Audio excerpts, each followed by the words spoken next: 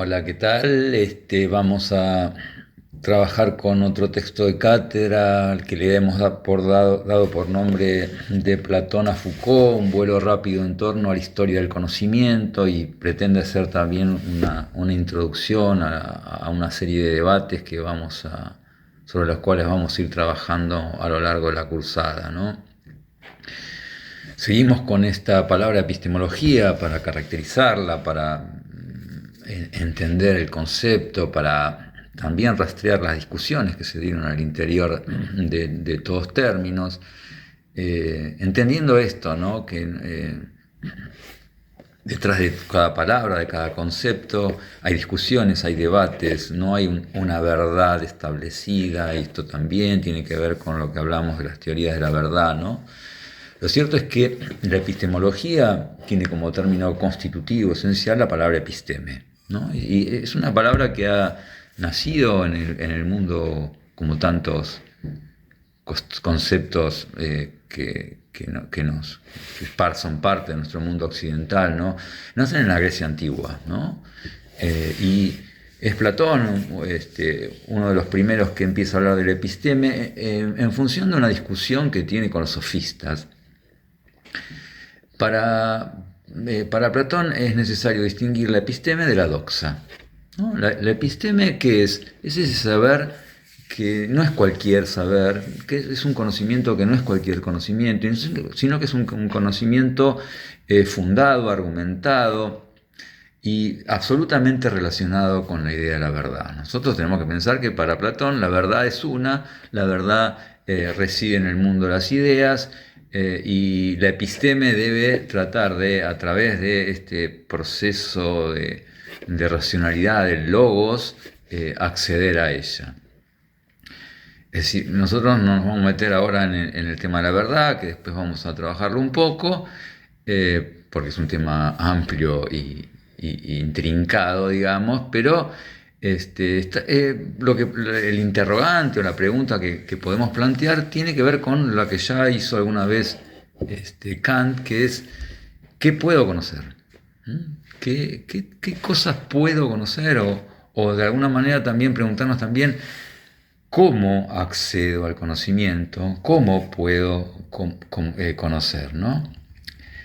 Sin ningún lugar a dudas, la necesidad o la preocupación a lo largo de la historia por encontrar este fundamento ha sido y sigue siendo, ¿no? Una preocupación por lograr legitimar cierto tipo de conocimiento. Nosotros habíamos dicho que el conocimiento necesita ser producido por un lado, e igualmente importante es la necesidad de validarlo, de justificarlo, de fundamentarlo.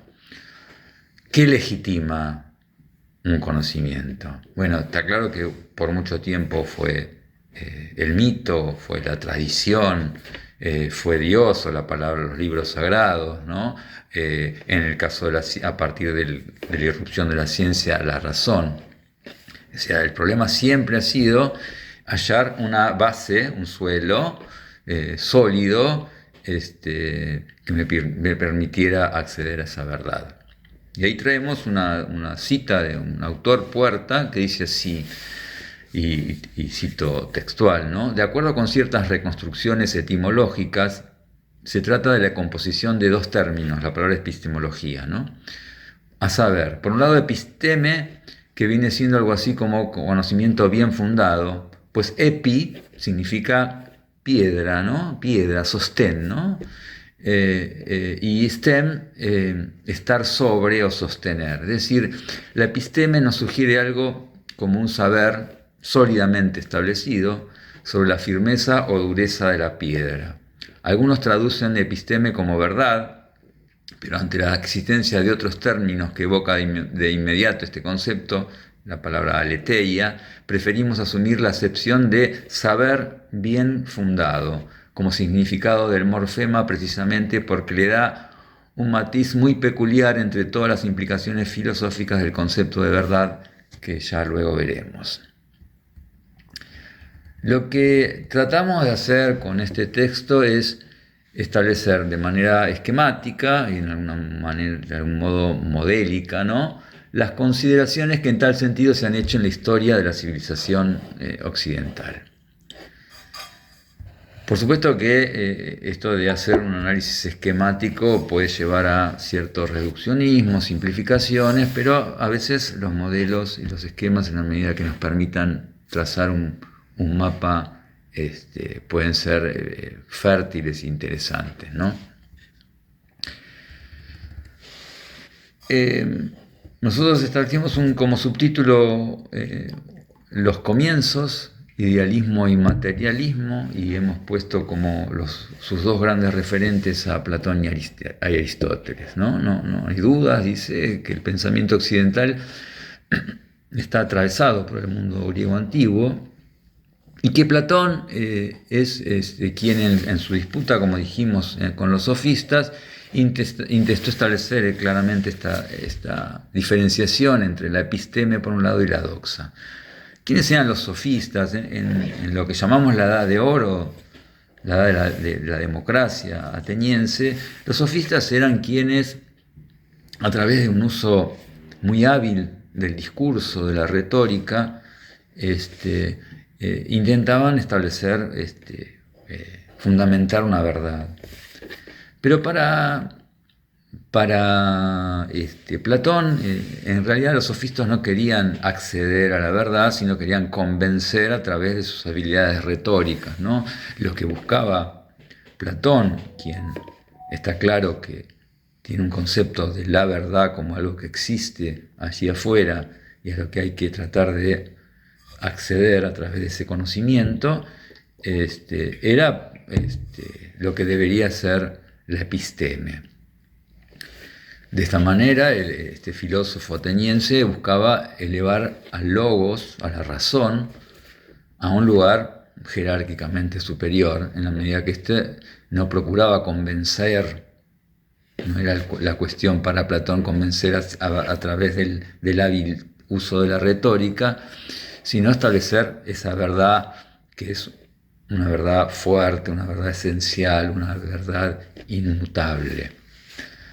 La arquitectura conceptual de Platón pretendía, está claro, establecer una verdad universal, fija, inmutable, incontrovertible, ahistórica, ¿no? Y para eso, a partir de la recurrente preocupación por el ser, afirma que lo que existe, que es lo que es la idea. Para el filósofo ateniense, los objetos y las cosas que nosotros vemos a través de los sentidos no son más que apariencias, que participan, ¿no?, de alguna manera de lo que verdaderamente existe, que es la idea, ¿no? O sea, desde la lógica idealista platónica, los sentidos, o sea, conocer, no se puede conocer a través de los sentidos, a través de la experiencia, porque los sentidos y la experiencia nos engañan, ¿no? Es decir, los sentidos a través de los cuales tenemos experiencias en realidad no son fiables, y hay entonces que buscar otras maneras más referidas al uso del logos, al uso de la razón. De esta manera, y ante esta suerte de impugnación, ¿no?, de desautorización de los sentidos y de las experiencias para acceder a la verdad, la pregunta que cabe hacer, ¿no?, es cómo logramos llegar a ella, y allí donde aparece la centralidad que Platón le infiere al logos, entendido el logos como una suerte de intuición intelectual, como razón que en definitiva es la que nos permitirá acceder realmente a la verdad. Ahí es donde aparece la famosa alegoría de la caverna, que está en su libro La República, en donde para acceder a la verdad hay que salir de la caverna, que nosotros lo que vemos son sombras de lo que realmente existe, y por lo tanto está claro que no es de ninguna manera por vía de los sentidos que nos engañan, sino a través del logos. a partir de esta lógica, de este enfoque, de esta manera de mirar y interrogante acerca de qué es lo que existe, Platón dirá: lo que existe es la idea. Entonces, no son, por ejemplo, para dar un ejemplo, los caballos que vemos en una pradera, los caballos concretos, los que existen, sino lo que existe realmente es la idea de caballo, y de ahí que se llame a esto idealismo, ¿no? En el otro extremo podríamos colocar así esquemáticamente, vuelvo a decir, a Aristóteles, ¿no? que fue discípulo de Platón, ¿no? Pero Aristóteles va a sostener, por el contrario, que la experiencia sobre el mundo real y sobre las cosas concretas es la que nos permite conocer y establecer, a partir de ese conocimiento y de esas experiencias, establecer conceptualizaciones y categorías. De allí que, siguiendo con el ejemplo que habíamos dado anterior, para Aristóteles lo que existe son cada caballo en su singularidad. La idea de caballo entonces es una suerte de abstracción, de conceptualización posterior que los hombres realizamos en tanto seres racionales. Está claro que esta concepción, que es de alguna manera fundante de lo que daremos en llamar el materialismo, considera, al contrario de Platón, que es la observación y la experimentación a través de nuestros sentidos la que nos permite acceder a la verdad. Los sentidos no solo no nos engañan, sino que son la llave que tenemos para conocer. Esta disputa, nacida en la Grecia ateniense, en la Grecia antigua, va a atravesar la historia occidental.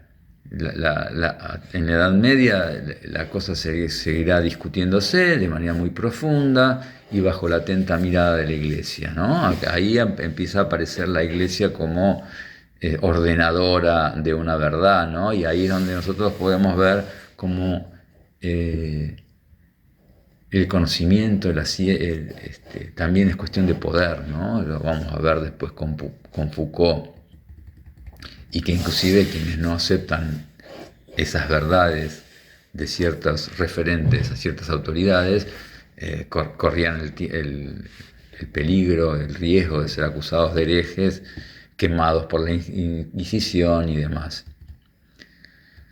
Pero de este idealismo y materialismo que surgen en la Grecia antigua, en la modernidad va a aparecer la discusión entre el racionalismo y el empirismo, que tienen directa relación con lo que hemos visto anterior. Y decimos que con la modernidad se establecen dos fenómenos que cabe resaltar a los efectos de este análisis que venimos proponiendo: el surgimiento del sujeto, por un lado. La aparición del sujeto es una formación moderna, no es una verdad incontrovertible, que tiene que ver con maneras de interpretar la realidad. Y por un lado, la creciente hegemonía del pensamiento científico. Este periodo está absolutamente marcado por una fe absoluta en el progreso del hombre a través de la razón. La Ilustración, en el siglo XVIII, instala al sujeto en el centro, como dijimos, y la ciencia pasa a ser la nueva diosa, ¿no? La postura hegemónica, posicionándose en un rasgo absolutamente superior a toda otra forma de conocimiento. Dentro de este clima de época surgen estas dos corrientes que tienen sus raíces en el idealismo y el materialismo, que van a ser el racionalismo por un lado y el empirismo por el otro. Por un lado, en Francia, con Descartes como máximo referente, se impone el racionalismo. El sujeto racional, el sujeto epistémico, y sobre todo en ese sentido, adquiere centralidad absoluta en la problemática del saber y del conocimiento. Hay una gran importancia en la matemática como el saber racional abstracto por antonomasia, y se establece una confianza absoluta en la razón humana, desplazando a los sentidos o relegándolos a un papel secundario dentro del racionalismo, ¿no? Plantea esta postura, este este enfoque la existencia de ideas innatas, como la necesidad de establecer un método racional a través del cual se va a acceder al conocimiento. La matemática, su trabajo deductivo quiere decir que voy partiendo de lo general y voy deduciendo, bajando a otros tipos de verdades más específicas, y este trabajo deductivo adquiere una función protagónica dentro del enfoque que estamos analizando. Y, como dijimos, se puede rastrear una continuidad entre el idealismo platónico con este enfoque racionalista. Por otro lado, tenemos en el mundo anglosajón, sobre todo, el desarrollo y la imposición de lo que se debe llamar el empirismo. La palabra empiria, que viene de empereia, significa experiencia. Para esta corriente no hay nada parecido a las ideas innatas, ¿no? El ser humano, al nacer, es una tabula rasa, una pizarra en blanco para el posicionamiento empirista. Todo lo que está en nuestras mentes, va a decir Locke, que sin duda uno de los grandes referentes del empirismo, proviene de los sentidos.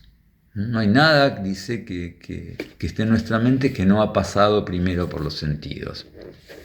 Por lo tanto, el papel fundamental que cumple la experiencia de los sentidos como la única vía de conocimiento.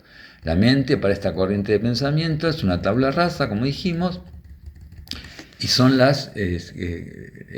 se van a ir imprimiendo a través de las vivencias que vamos teniendo, gracias a nuestros sentidos. Desde este posicionamiento empirista se considera que todos nuestros conocimientos provienen de la experiencia, de ella se derivan y a ella se reducen. Esta filosofía se dirige contra las ideas innatas y contra el apriorismo. El apriorismo es todo aquello que se fundamente anteriormente a la experiencia. A priori quiere decir antes de la experiencia. El modelo experimental de la física newtoniana sobre todo, constituye sin duda el gran referente del empirismo, ¿no? Entonces, por un lado, podemos establecer un modelo esquemático en donde en esta relación en el conocimiento que está entre el sujeto y el objeto, que ya habíamos analizado anteriormente, el racionalismo va a poner el énfasis en el sujeto, claramente, en el sujeto racional, y en la razón, en el logos, y claramente el empirismo va a poner el énfasis en el objeto, ¿sí? Y en la experiencia sensible. Repitiendo, si el racionalismo coloca al sujeto en el centro de la escena epistémica, el empirismo, en cambio, focalizará en el objeto a conocer y en las experiencias que los sentidos puedan otorgar. En ambos subyacen, a pesar de las diferencias, la convicción de que hay una verdad y de que se puede acceder a ella tal cual es.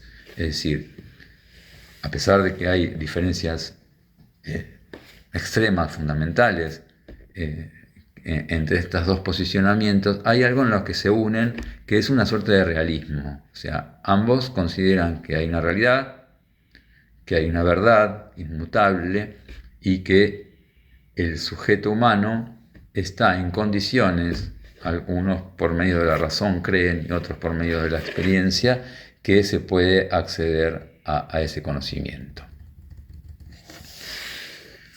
Hacia el siglo XVIII, XIX, va a aparecer Immanuel Kant. Immanuel Kant va a tratar de dirimir esta disputa entre el racionalismo y el empirismo, porque si bien él sin duda es más cercano al pensamiento racionalista del continente europeo, él ha estudiado y analizado sobre todo a Hume, uno de los autores principales del empirismo, y trata de hallar una síntesis superadora, algo que coloque estas dos posiciones que en principio son opuestas, en algún cruce, ¿no? En ese sentido, ante la pregunta que él mismo propone acerca de qué es lo que se puede conocer, adopta un punto de vista mucho más modesto en cuanto a las posibilidades de acceso al conocimiento. Una posición más modesta, más pesimista, en el sentido en que él dice: ¿qué podemos conocer? Solo podemos conocer, y ahí sigue a los empiristas, aquello sobre lo cual se tiene experiencia, ¿no? A la vez, siendo más próximo a los racionalistas, los sujetos no somos tábulas rasas, no somos pizarras en blanco, sino que portamos de manera innata una serie de categorías a priori que nos permiten conocer de una determinada manera esa realidad.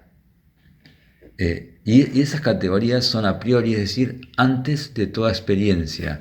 Constituyen en cierto sentido los moldes, ¿no?, o los anteojos a través de los cuales podemos conocer. Es decir, lo que va a decir Kant es la realidad, a él la va a llamar el noúmeno, que es del orden de lo incognoscible. La realidad tal cual es, el sujeto humano no la puede conocer. Va a conocer la realidad a través de las experiencias, pero formateando esa realidad de acuerdo a ciertas formas sensibles del entendimiento, a ciertas categorías innatas a priori, que van a ser las que le van a brindar una manera de mirar esa realidad. Acá es donde podemos decir que el conocimiento, desde el punto de vista de Kant, se construye.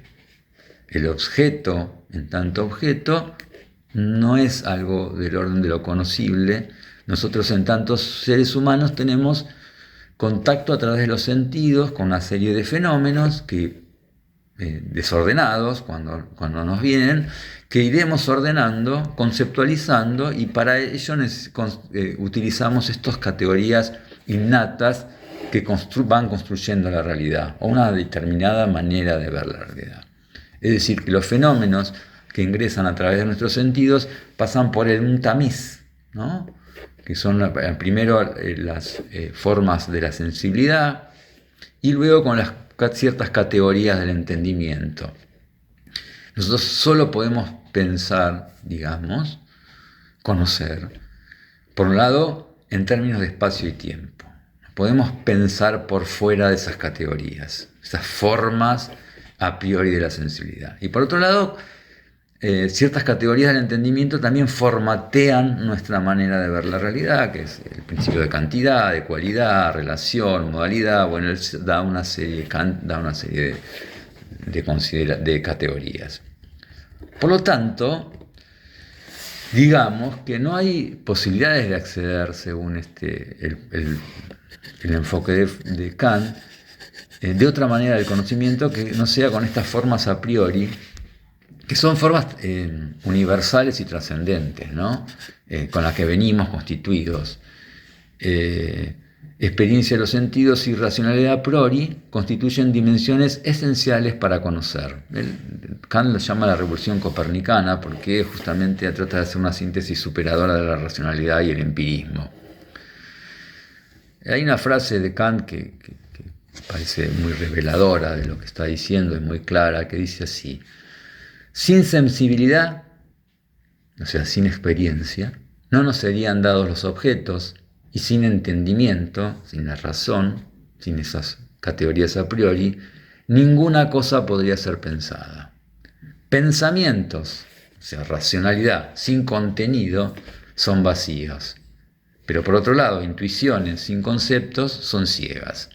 De aquí que sea tan importante sensibilizar los conceptos, es decir, darles un objeto en la intuición, como hacer inteligibles las intuiciones, someterlas a conceptos. Estas dos facultades o capacidades no pueden trocar sus funciones. El entendimiento está claro que no puede percibir y los sentidos no pueden pensar cosa alguna. Solamente cuando se unen resulta el conocimiento. Lejos de confundir sus funciones, importa separarlas y distinguirlas cuidadosamente. Hay ciertos conceptos para Kant, como Dios o libertad, al cuales no es posible pasarlos por la experiencia y por lo tanto quedan por fuera de las posibilidades de conocimiento. En todo caso habrá otras formas de entendimiento diferentes a las propias del conocimiento científico. Desde esta concepción kantiana hay entonces un sujeto que construye al objeto cognoscible, que no es el objeto real. Hay, como él mismo lo señala, un giro copernicano con respecto a las posturas del racionalismo y del empirismo, enfoques de los cuales él abreva y a la vez se va alejando. Por otro lado, sostiene la moderna idea de un sujeto universal. Acuérdense que la modernidad es el momento en que aparece el sujeto racional, y él sostiene la moderna idea de un sujeto universal, trascendente, dotado de un andamiaje racional que todos tenemos por el hecho de ser seres humanos racionales. En cualquier época y en cualquier cultura, el hombre, en tanto sujeto epistémico, habrá de construir el conocimiento de la misma manera. Bueno, y haciendo un salto enorme y otra vez simplista, pero que esquemáticamente me parece que nos sirve a los fines de lo que queremos transmitir en la cátedra, aparece lo que podemos llamar la corriente postestructuralista, y que nosotros vamos a tomar a Foucault como el gran referente, que básicamente lo que hace es deconstruir ese sujeto, y ahora vamos a ver de qué estamos, y pensar ya no tanto en función de a prioris trascendentes y universales, sino en a prioris históricos. Y ahora vamos a ver un poquito de qué se trata esto.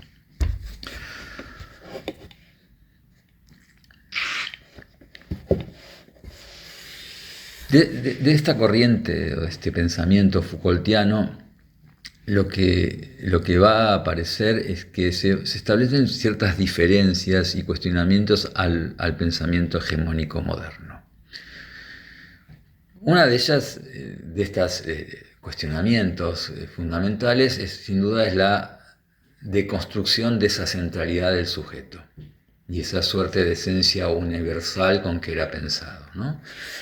Si nosotros habíamos visto toda la Edad Media y lo que llamamos el antiguo régimen, la centralidad de Dios, y que la ciencia, de alguna manera, la ciencia moderna, desplazó esa centralidad de Dios sin eliminarlo, y ha puesto al sujeto racional en el centro de la escena, Foucault va a hacer poner a ese sujeto en un lugar un poco más modesto, un poco más discutido, ¿no? Foucault va a tomar distancia de Kant. ¿Por qué? Porque en vez de pensar en ese sujeto universal, epistémico, trascendente, va a hablar de un sujeto histórico. Y hay ciertas condiciones de posibilidad históricas para el conocimiento. O sea, Kant decía que había condiciones de posibilidad del conocimiento que tenían que ver con los moldes, las categorías a priori que tenemos los sujetos. Para Foucault, esas condiciones, lejos de ser universales y ahistóricas, son fundamentalmente históricas. Cada época histórica construye determinados sujetos que tienen determinadas maneras de ver la realidad, condicionadas por la época en la que le toca vivir. Es decir, para Foucault el objeto no solo se construye como en la acción del conocimiento, como decía Kant, sino que el mismo sujeto es fruto de una construcción histórica. Esas categorías del entendimiento que Kant consideraba a priori universales, Foucault la va a plantear como fruto de la episteme de la cultura y la sociedad en que ese sujeto se forja. Por ello va a hablar de a priori histórico, ¿no? Un oxímoron. Oxímoron quiere decir dos términos que son en principio contradictorios, es decir, Si algo es a priori, es anterior a la experiencia. Si es anterior a la experiencia, no entraría a lo histórico. Pero lo que está queriendo significar con esto Foucault es que hay como un suelo que se ve como algo natural, como si esta manera de mirar y de conocer que yo tengo es algo del orden de lo natural, de lo incontrovertible, y que en realidad es fruto de condiciones históricas que me hacen ver la realidad de una determinada manera. Cuestiones, por ejemplo, siempre pongo ejemplos de género porque me parece que son muy fácil de visualizar, ¿no? Si nosotros hablamos del siglo XIX, vamos a ver que la manera de pensar a la mujer y al hombre y las cuestiones de sexo y de género eran unas y se vivían como algo del orden natural, y como es de ciertas condiciones epocales, históricas, ideológicas y de índole sociocultural, históricas, han establecido cambios fundamentales en ese sentido, ¿no? Que permiten ver que cómo el conocimiento tiene que ver con la historia y con las relaciones de poder, va a decir Foucault, ¿no?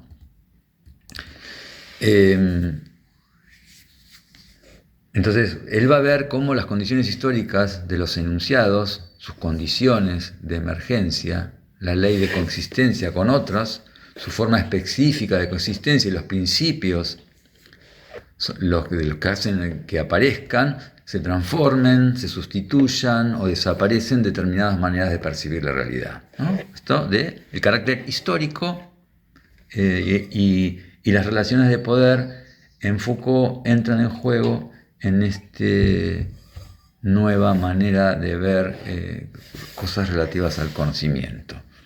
Esto claramente es lo que llamamos la epistemología en un sentido amplio, ¿no? En sentido restringido esto no entra, digamos. Es decir, la condición histórica de los sujetos determina, siguiendo siempre a Foucault, lo que la cultura determina como verdad y como posibilidad. Fíjense, nosotros llamamos de Platón a Foucault el título de este texto porque, bueno, acá aparece, ¿no? Esa idea inmutable, eterna, fija, inmóvil que veía Platón, acá se derrumba absolutamente. La verdad es una verdad histórica y está determinada por las condiciones y las posibilidades de cada época. ¿Qué es lo que se puede ver, lo que se puede conocer y qué no?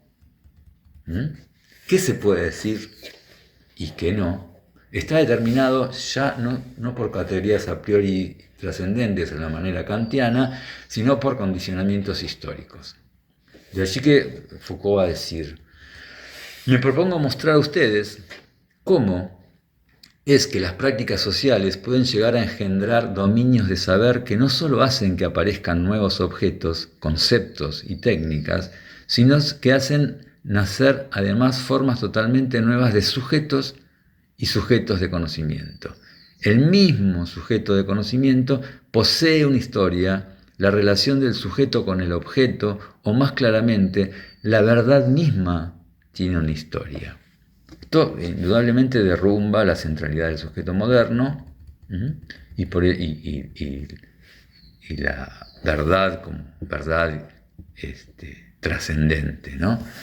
Y por eso va a decir también: sería interesante que intentáramos ver cómo se produce a través de la historia la constitución de un sujeto que no está dado definitivamente, como ese sujeto de la modernidad, que no es aquello a partir de lo cual la verdad se da en la historia, sino de un sujeto que se constituyó en el interior mismo de la historia y que a cada instante es fundado y vuelto a fundar. Por ello hemos de dirigirnos pues en la dirección de esta crítica radical del sujeto humano tal como se presenta en la historia. Podríamos decir así, bueno, otra vez esquemáticamente: la Edad Media pone a Dios en el centro de la escena, la verdad es la verdad divina, la verdad es la verdad de los libros sagrados, los sacerdotes son los grandes representantes.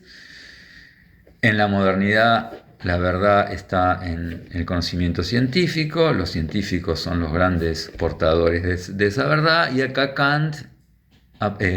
Foucault aparece desplazando la centralidad del sujeto y poniendo las condiciones históricas, epocales, las relaciones de poder que se generan a partir de esas condiciones históricas, como en el centro de la agenda. Esas condiciones históricas son las que forjan o construyen una determinada verdad, forman y construyen un determinado objeto, forman y construyen un determinado sujeto. De igual manera, el filósofo francés Foucault renuncia a toda pretensión de objetividad, ¿no? Invita a analizar hasta qué punto el poder constituye un elemento a considerar en relación a todo saber. En efecto, el saber y el poder están absolutamente relacionados y los sujetos siempre son productos de una época histórica. Por eso va a tomar mucho la frase de Nietzsche que dice: no hay hechos sino interpretaciones. Y allí es donde uno puede ver esa renuncia a esta pretensión moderna de un conocimiento y una verdad universal, neutral y histórica. Está claro que acá aparece el problema del método, ¿no? Se puede conocer cualquier objeto, ya sea físico o simbólico, de la misma manera, ¿no? Y acá pareciera que quizás nosotros podemos intentar hacer una verdad concluyente, definitiva, universal en el campo de las ciencias naturales, pero no así en el campo de las ciencias sociales. Establecemos una conclusión para cerrar. Decimos que, habiendo pasado de manera amplia de estas problemáticas y debates, cabe hacer mención a la discusión que se abre en torno a las posibilidades y alcances del saber científico y a las distinciones que en tal sentido se pueden establecer entre las ciencias llamadas naturales y las ciencias sociales. La pregunta que surge es: ¿puede analizarse un planeta, la ley de gravedad o una célula de la misma manera que el hombre o las sociedades? ¿No son estos objetos significativamente diferentes que exigen abordajes distintos? Dejamos planteadas estas problemáticas, esperando poder profundizarlas y desarrollarlos a lo largo de la cursada, seguramente no para establecer una conclusión definitiva, una verdad absoluta, sino para dejar planteadas y para seguir pensando.